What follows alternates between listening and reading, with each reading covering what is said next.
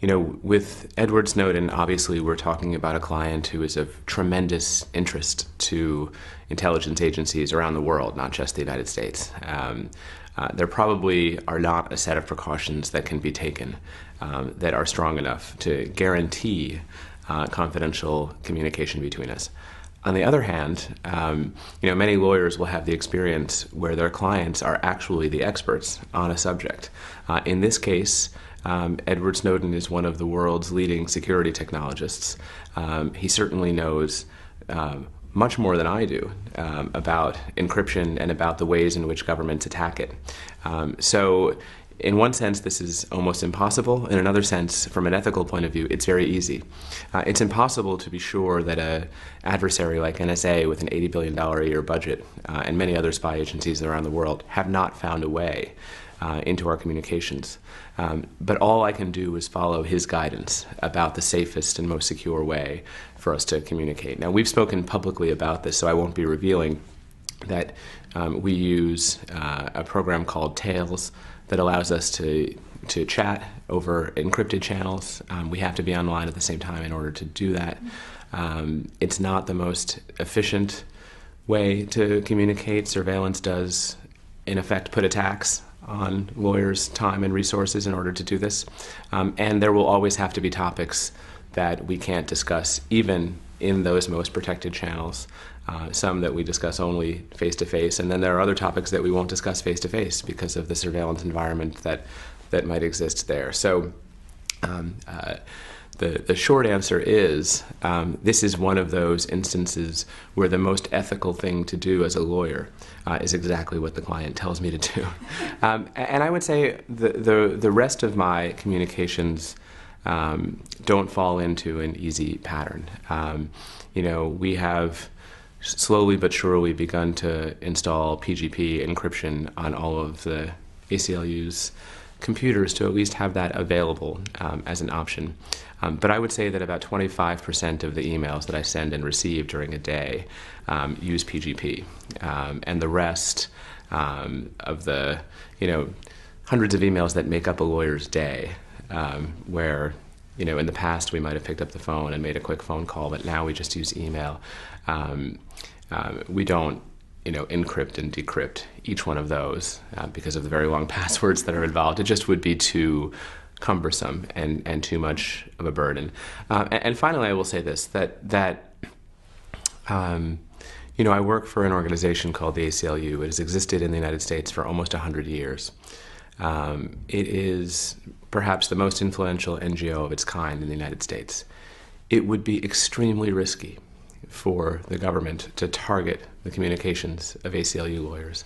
It would have to be a very compartmentalized program where only a very small number of people knew about it, because if that kind of thing reached the press, it would be a devastating story for the government and would do as much to erode its credibility as all of the Snowden stories that we've seen to date. So I don't believe that the government would undertake that kind of legal and political risk. That doesn't mean that they aren't getting these communications through targeting of our clients, and we'll get to that in a moment. But I don't believe that practicing the kind of law that I do in the United States is equivalent to practicing it in a place like Russia or a place like China. Mm-hmm. And you've touched on this briefly, but since taking on the Edward Snowden case, has this really changed any of your personal and professional habits? Well, I can't imagine that the answer is no. I am aware much more often of all the ways in which we're tracked. But I think many people have experienced that awareness since reading the Snowden disclosures. They realize that that smartphone in their pocket is a little police officer that they carry around, and that the search terms that they enter somewhere might be getting stored in some database. I think we all now have this feeling that there are huge data centers that are recording all of this. There might not be an individual reading it today, but someone might come under suspicion tomorrow, and all of this could be sitting in front of an agent. So I think we all have that kind of awareness. But I don't look over my shoulder, if that's the question. I don't fear for safety. I've never been harassed at an international border, questioned by anybody. I feel like I have a lot of room to do the work that I'm doing.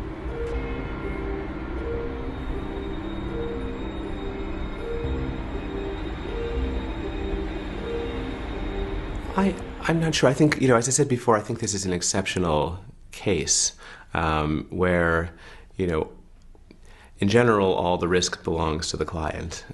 But in this case, the risk and the expertise both belong to the client. So no, I think that confidentiality is something that we've always taken extremely seriously. It's about as close to sacred as an obligation that a lawyer can have. So I don't know that it has, changed my view so much about it, but I certainly think about it a lot.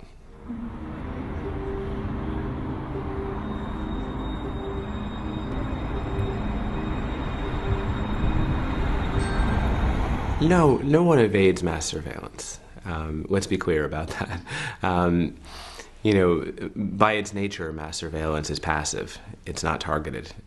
It sweeps up indiscriminately huge troves of information. If the British government is, through its Tempora program, is sitting on the backbone of the internet, no one is evading it if our communications are going through those channels. Now you can do a better or worse job in protecting the content of your communications depending on what tools you use, but no, we are all swept up somehow. And even if it's not an NSA program, when I drive my car, small cameras that are placed in lots of places are snapping pictures of license plates as they go through with GPS coordinates.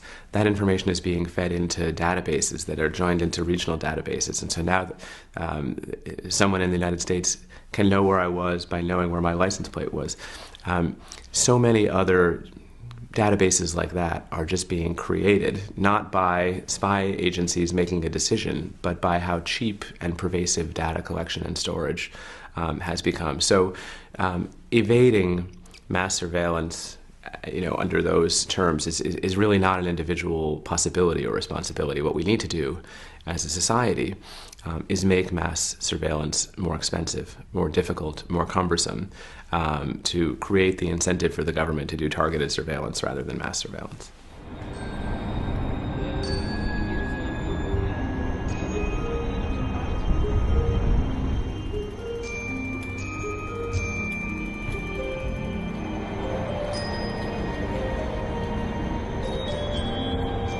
Well, I think all lawyers should be thinking about who their clients are.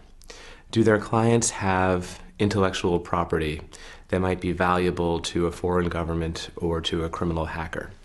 Do their clients have confidential information that, if disclosed, would be ruinous or embarrassing? You could go down a list of categories like that, and I think that almost all of us have clients who have information that would be of serious interest to someone else. And if that's the case, lawyers need to wake up to this new threat model that we've seen. Today it's the NSA, but the NSA should not be the only entity that we have in mind, because these tools are proliferating, they're getting cheaper, they're getting more widespread, and so virtually every government will have the capabilities that the NSA has shown, and not just governments. We're going to see criminal hackers who are starting to use the same kinds of tools. And so, in our view, lawyers have an obligation to take whatever steps they're capable of to ensure that the data that they're storing is encrypted. Encryption still works. It's an important thing for people to understand, even after all of these disclosures. If you use the right encryption, it's virtually unbreakable. Now, that doesn't mean that your encrypted communications can't be intercepted. If I send you an encrypted email, you need to decrypt it in order to read it. And so someone who has hacked into your computer, into your endpoint, will be able to read the email. But if you're storing encrypted information and you've done it properly, it is really quite safe, and even an intruder who could get in there could use all the computing power in the world and would not be able to decrypt it. And this isn't hard to do. If lawyers don't have the resources to do it themselves, then I think bar associations need to be making that available to lawyers.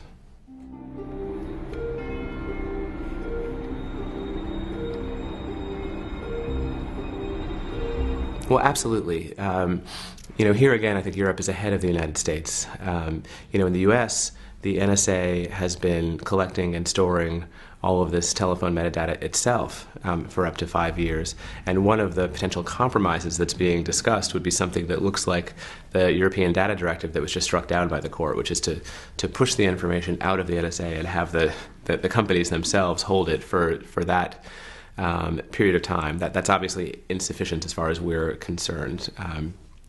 Although, I should say, a small step in the right direction. It's less dangerous to liberty if the data is spread out among private companies and the NSA or the FBI need to go to a court to get permission to get it, rather than having it themselves at their disposal so they can run whatever analysis they want to on a daily basis. But no, our view is that these data retention programs essentially arose because of capability, not because of debate. For the first time, it became possible, financially and technologically possible, to record and store all of this information with very minimal cost. It used to be extremely expensive to do that. And governments around the world and corporations did it because they could. And now we're having this debate. You're having it in Europe, we're having it in the United States. What are the trade-offs? Certainly there are benefits to law enforcement from having retained data, but that's only part of the discussion, not all of it. The U.S. Constitution was written to make the job of law enforcement more difficult, not easier, to put some protections between the state and individuals. So, and I also think that there's a lot more empirical research now that shows that storing information for 5 years is not necessary, that almost all of the requests from law enforcement to it come in the first 6 months, not in the third or fourth or fifth year.